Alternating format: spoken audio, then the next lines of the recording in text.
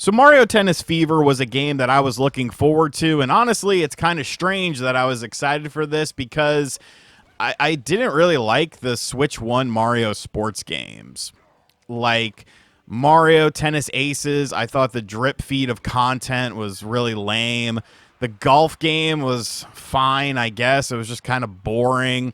Mario Strikers was like one of my biggest disappointments, but something seemed a little bit different with Mario Tennis Fever. It looked like it actually did the one thing that I want Mario sports games to do, and that's be like ridiculously over the top at times.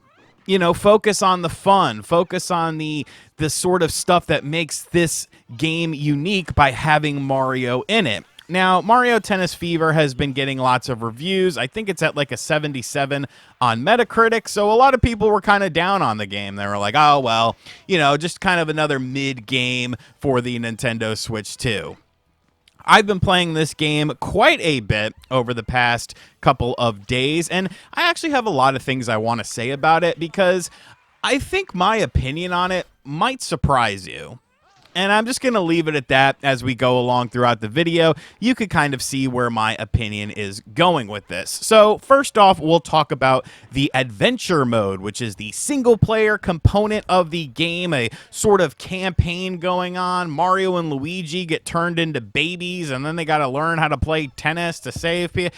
Look, the adventure mode is not that great.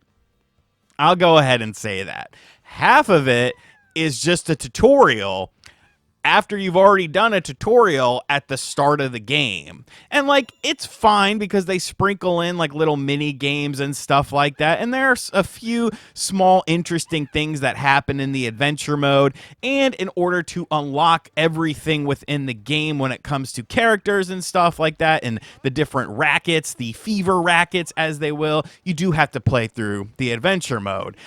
I do feel like it could have been a lot better, though. Like I said, the first half of it is essentially just training, and then the second half is fine, but it's like once you kind of get into the groove and start enjoying it, it's over before it kind of started. So a lot of people are upset with that, and, you know, potentially rightfully so.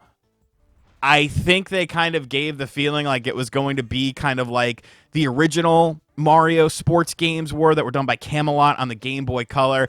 But yeah, definitely, if you're buying this for the single-player campaign, you're going to be disappointed. But I'm not really buying it for the single-player campaign. That's not why I bought this game. I bought this game because I wanted a fun, over-the-top tennis game with lots of characters, lots of courses, and lots of game modes. And when it comes to that, I think they actually did a very good job with this. So let's talk about some of the different game modes that you have within this game beyond just the adventure mode. Of course, you can do something called a tower mode. There are 3 different towers that you can go up. You go up higher by defeating the things within the towers. And all of these things have different sorts of parameters that you're going to deal with. It's not just going to be a traditional tennis match. There's going to be some sort of variance.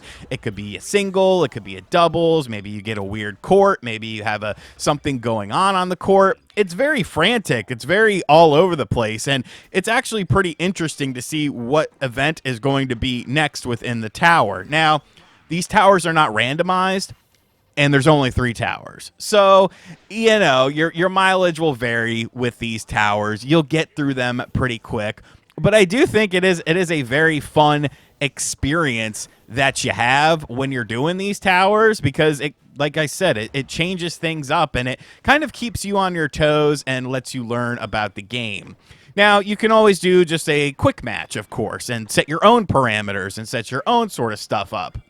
You could do it with or without fever rackets. Now, the fever rackets are essentially like power-ups. So as you are playing throughout a tennis match, you have 2 different bars that are filling up. One is a fever bar, and one is actually your health bar.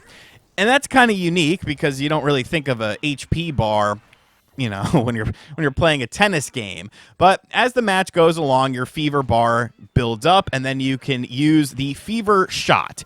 Every different Fever Racket has a different effect on the environment or on your character or so on and so forth. So like if you do a fever shot with a certain racket, you might send a tornado out there. If you do a fever shot with a certain racket, there might be ice, there might be fire, there might be a lightning bolt. And all of these things can actually drain your opponent's HP to the point of where they could be potentially incapacitated, and then you can get like a quick, easy shot on them and stuff like that. There's a lot of variety in these rackets too, and I think it's actually very fun. I think it adds like a whole nother kind of layer to the game, because at its core, like, the tennis in the game is decent. You have all of your different shots and stuff like that, so you're mixing like what is a decent enough, you know, tennis game with all these sort of over-the-top elements when you are choosing to use them with the fever rackets. And you can always turn that off and play without the fever rackets and just do a more traditional sort of thing of tennis. Of course, you have a wealth of different characters at your disposal, and these characters all have different strengths and weaknesses. You know, your Donkey Kong is going to be powerful, your Boo is tricky, Mario's an all-arounder. So mixing and matching and kind of figuring out, you know, who you're going up against, what their sort of strengths and weaknesses are, you know, it's kind of a little bit of a strategy that you incorporate. There's a bunch of different levels that you can play on as well. Some of them have different sorts of vibes to them. Some of them have different things going on with them.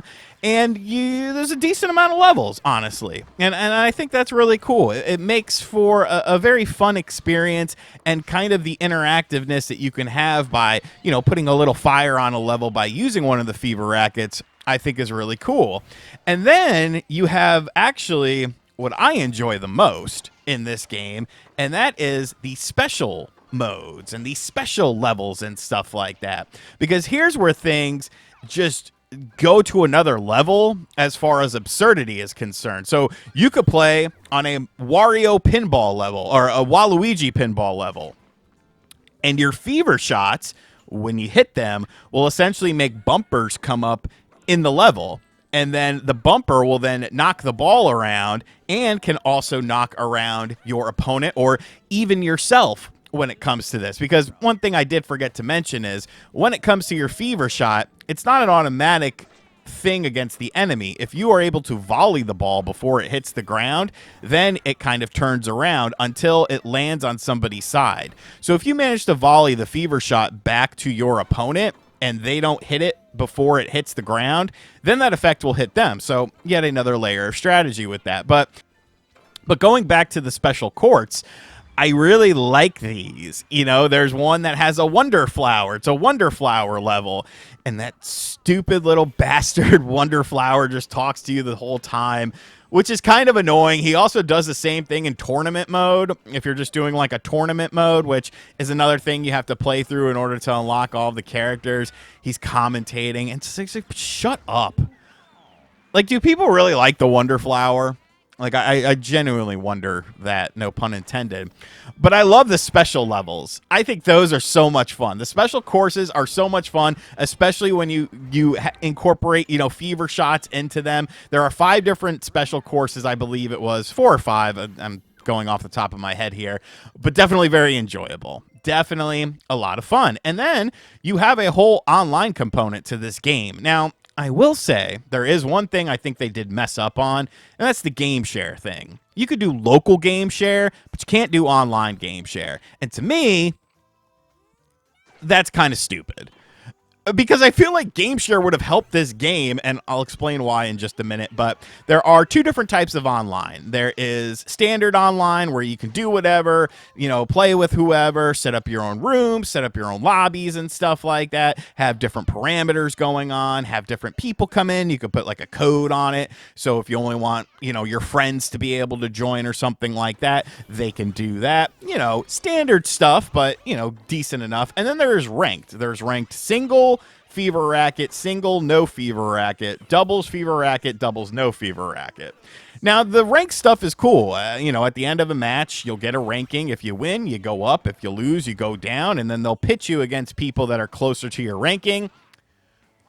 I played like dog shit on ranked. I have since I recorded the footage. I have since won a couple of ranked things, but damn, they just kind of they kind of throw you into the deep end a little bit without a life vest, and I was drowning, dog. Some of those Japanese players were filleting this Gaijin up. But one thing I find very strange is the fact that with doubles, you could team up with someone if they're in the same room as you, but you can't team up with a friend and then do doubles. So it's kind of like you're teaming up with a random. So it's like you're relying on some random ass stranger who you can't really communicate with. Like, I don't understand that. I don't. Nintendo is the weirdest company when it comes to online stuff because it's clearly right there. Like, it's clear you have the game chat in here. You could game chat with your friend, playing doubles and strategize and stuff like that. I'm not interacting with the other players because I know Nintendo would have a stroke if I did that. But why can't I talk? Why can't I play with a friend on ranked online? But, you know, it is what it is.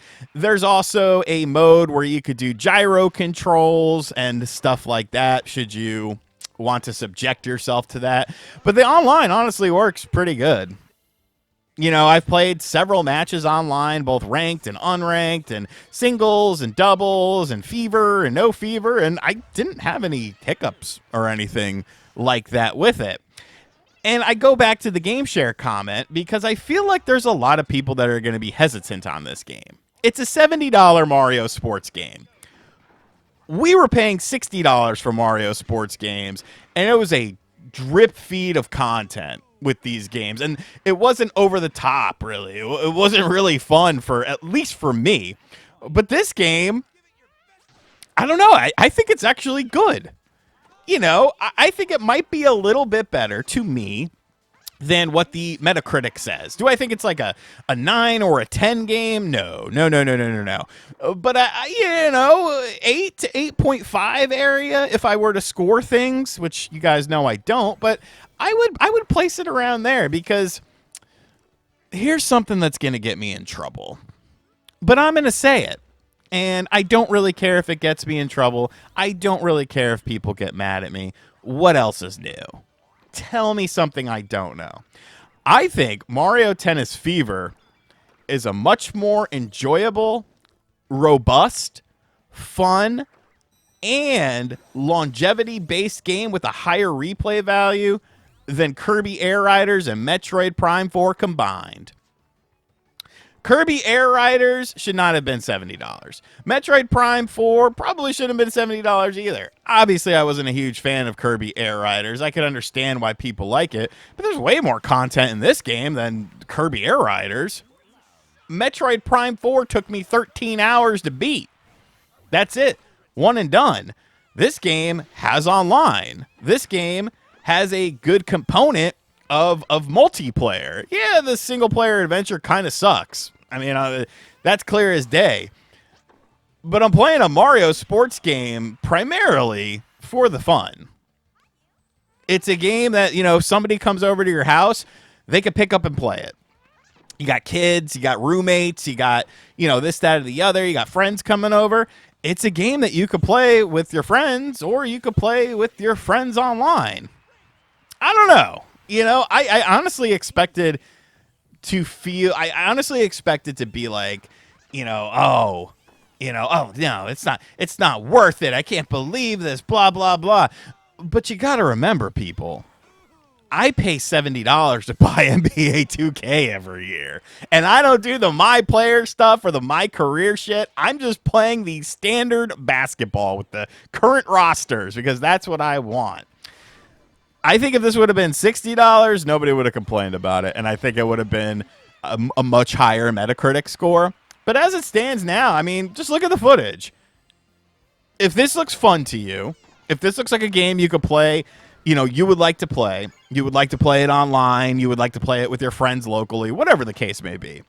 If the footage looks fun to you, I'm here to tell you that the gameplay and playing the game is just as enjoyable as watching it, if not more so, because of the actual feeling of being able to experience. If you don't think the game looks good, you don't think it looks like $70, that's fine. But I don't really regret my purchase. I really don't. I am actually happier with this purchase than Kirby Air Riders and Metroid Prime 4. So take that as you will. But that's all I got to say about this game. You know, it's a controversial game. I get it, but I don't know. People say I'm too negative. Like, shit, what about now? Now I threw you a curveball, pal. What are you going to do with it? Anyways, guys, let me know in the comments section down below. Is it the $70 price that's holding you back? If it was $60, would it be a day one purchase for you? I mean, I get that. I truly do get that. But I do think there is a really good game here. And it's a lot of fun, too. And as always, guys, thank you for checking out this video. If you are new to the channel, be sure to hit that subscribe button. Be sure to like, comment, and share. Hit the bell as well. And as always, I'll catch you guys on the next video. Later.